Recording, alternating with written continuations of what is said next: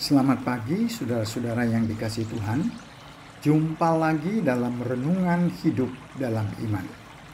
Pagi ini saya rindu mengajak saudara untuk merenungkan kebenaran firman Tuhan tentang hidup dalam kasih. Renungan ini didasarkan atas kebenaran firman Tuhan dalam Injil Yohanes pasal 13 ayatnya yang ke-34 sampai ke-35. Firman Tuhan berbunyi demikian. Aku memberikan perintah baru kepada kamu supaya kamu saling mengasihi. Sama seperti aku telah mengasihi kamu, demikian pula kamu harus saling mengasihi. Dengan demikian semua orang akan tahu bahwa kamu adalah murid-muridku, yaitu jikalau kamu saling mengasihi. Bagian firman Tuhan ini merupakan percakapan Tuhan Yesus dengan para muridnya sebelum dia menuju ke Taman Getsemani. Tuhan Yesus memberikan satu perintah baru untuk hidup dalam kasih dan saling mengasihi. Kasih yang dimaksudkan adalah kasih agape. Kasih yang berkorban, kasih yang memberi, kasih yang tidak menuntut balasan.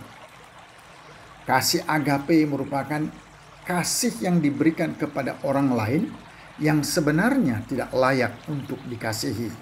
Seperti orang yang sudah menyakitkan hati kita. Secara praktikal kasih itu dijabarkan di dalam 1 Korintus pasal 13 ayat 4 sampai yang ke-7. Kasih itu sabar, kasih itu murah hati. Ia tidak cemburu, ia tidak memegahkan diri dan tidak sombong. Ia tidak melakukan yang tidak sopan dan tidak mencari keuntungan diri sendiri. Ia tidak pemarah dan tidak menyimpan kesalahan orang lain. Ia tidak bersukacita karena ketidakadilan, tetapi karena kebenaran. Ia menutupi segala sesuatu, percaya segala sesuatu, mengharapkan segala sesuatu, sabar menanggung segala sesuatu. Kasih agape merupakan ciri khas atau trademark dari pengikut Kristus. Tuhan Yesus mengatakan, dengan demikian semua orang akan tahu bahwa kamu adalah murid-muridku, yaitu jikalau kamu saling mengasihi. Saudara yang dikasihi Tuhan, kita diselamatkan melalui pengorbanan Kristus oleh karena kasih Allah. Dan kita juga hidup oleh karena kasih karunia Allah.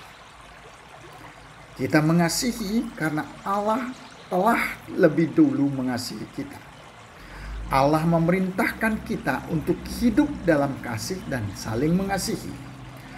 Penerapan kasih itu harusnya dimulai dari dalam keluarga. Mother Teresa mengatakan kasih dimulai di rumah. Dan hal itu bukan berarti seberapa banyak yang harus kita buat, tetapi seberapa banyak kasih yang kita curahkan dalam setiap apa yang kita lakukan. Bila kamu mau menunjukkan kasih kepada dunia, katanya, pulanglah dan kasihilah keluargamu terlebih dahulu. Saudara yang dikasihi Tuhan, keluarga merupakan masyarakat kecil atau masyarakat terkecil di mana kasih harus diterapkan. Kasih yang bukan sekedar kata-kata, tetapi merupakan aksi. Firman Tuhan mengatakan,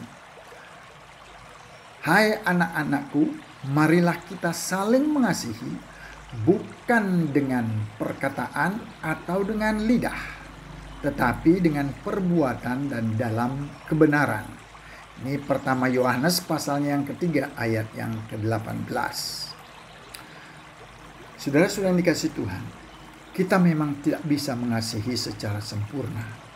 Tetapi bila kita bisa hidup dalam kasih, bila kita mengizinkan kasih Kristus memenuhi hati dan pikiran kita, maksud saya kita memang tidak bisa mengasihi secara sempurna, tetapi kita bisa hidup di dalam kasih bila kita mengizinkan kasih Kristus memenuhi hati dan pikiran kita. Banyak keluarga yang gagal dan mengalami kehancuran karena sudah tidak ada kasih lagi dalam keluarga. Kiranya Tuhan menolong kita untuk tetap bisa mewujudkan kasih dalam keluarga dan orang-orang sekitar kita. Mari kita berdoa. Bapa yang mengasihi kami sering gagal di dalam mengasihi.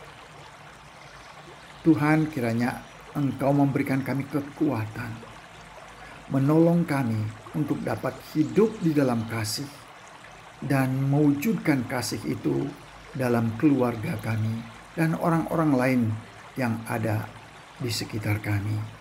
Terima kasih ya Bapa. Kepadamu kami mohon di dalam nama Tuhan Yesus. Kami berdoa. Amin.